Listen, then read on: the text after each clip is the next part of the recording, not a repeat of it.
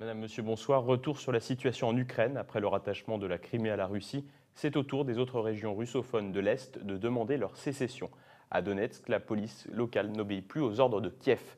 À Slaviansk, c'est le Parlement régional qui a été pris d'assaut par les forces pro-russes cette fin de semaine avec des affrontements qui ont fait des victimes de part et d'autre. Si le nouveau gouvernement ukrainien avait été impuissant pour empêcher la perte de la Crimée, il entend maintenir sa souveraineté sur les régions russophones de l'Est. Pour y parvenir, le président ukrainien par intérim, Oleksandr Turchynov, n'a pas exclu l'utilisation de la force. Nous sommes prêts à nous battre contre toutes les tentatives d'intervention et de déstabilisation, armes à la main. Le Conseil pour la sécurité nationale a décidé de lancer une opération antiterroriste avec les forces armées ukrainiennes. Notre consultant pour l'Europe de l'Est, Pierre-Alexandre Bouclet, était ce matin à un colloque de l'UNESCO. Nous l'avons interrogé en duplex. Pierre-Alexandre, on a l'impression que, ou du moins on avait l'impression que la situation en Ukraine s'était un peu calmée. Et toutefois, là, il semble que ça s'embrase à nouveau. Alors en effet, la semaine dernière, les villes de Kharkiv, Lugansk et Donetsk dans l'est de l'Ukraine ont rejoué le scénario de la Crimée, c'est-à-dire que des militants pro-russes se sont emparés de bâtiments administratifs et les ont occupés. Ils réclament aujourd'hui un référendum comme en Crimée, référendum prévu donc le 11 mai pour voter le rattachement de ces régions à la Russie. La différence avec la Crimée, c'est que cette fois-ci, les autorités de Kiev ont réagi beaucoup plus brutalement, puisqu'ils étaient restés totalement passifs durant la crise de Crimée. Et cette fois, ils ont immédiatement commencé à déloger, voire à attaquer les militants pro-russes. Donc lundi à Kharkiv, les autorités ukrainiennes ont attaqué les bâtiments occupés.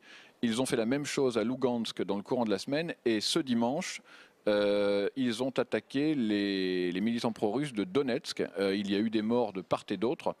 Et donc là, la situation est beaucoup plus tendue qu'elle ne l'avait été en Crimée. Et alors, Pierre-Alexandre, comment vous expliquez ce regain d'agitation ?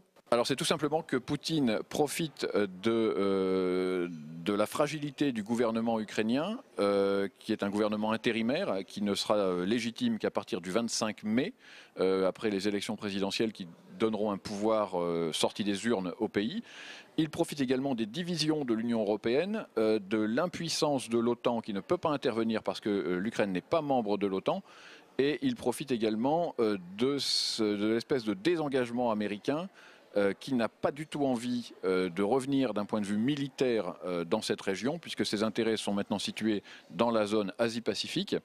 Et elle n'avait pas prévu, les États-Unis n'avaient pas prévu de retour militaire dans cette zone, et je pense qu'ils ne pourraient pas se le permettre après les échecs d'Afghanistan et d'Irak. L'Ukraine est une pièce stratégique de la géopolitique russe, puisqu'elle est un pivot de la grande union eurasienne que Poutine veut mettre en place avec les pays post-soviétiques, et elle est également le lieu de transit, je l'avais déjà dit, de 65% du gaz russe à destination de l'Union européenne. Donc c'est une pièce majeure de son dispositif, et il ne peut pas la laisser partir. Il va essayer de déstabiliser le pays en prévision des élections présidentielles du 25 mai, autant qu'il le pourra pour essayer de peser sur le résultat du vote. Et éventuellement, il va même essayer de récupérer des pans entiers de la région, du pays, tout simplement parce que cela lui permettra de ne pas perdre la face, mais aussi de mettre la main sur les zones les plus riches de l'Ukraine, qui sont ces régions de l'Est, régions industrielles et régions où transite à nouveau ce gaz. Les citoyens russes de ces régions de l'Est sont minoritaires, clairement. Les russophones ne sont pas forcément partisans du rattachement à la Russie, on le voit en ce moment même. Et les autorités ukrainiennes se sentent beaucoup plus légitimes pour une intervention qu'elles ne l'étaient en Crimée, où en Crimée il y a vraiment une très grande majorité russe.